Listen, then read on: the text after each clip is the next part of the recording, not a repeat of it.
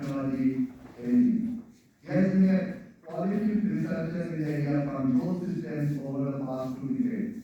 His areas of research include discrete time control systems, robust control, and sliding mode control, in addition to some research into the application of control theoretic concepts in robotics.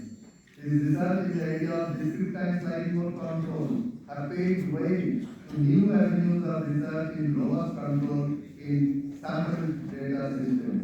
I request President INAE to induct Professor Janardhanan Sivaramakrishnan as a fellow of the International Academy of Engineering.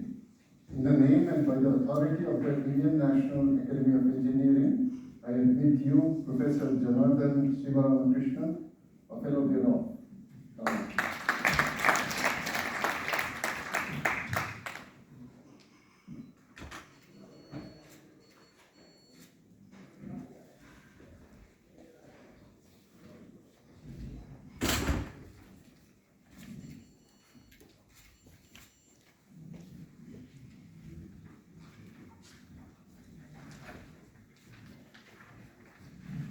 Professor Sivaramakrishnan.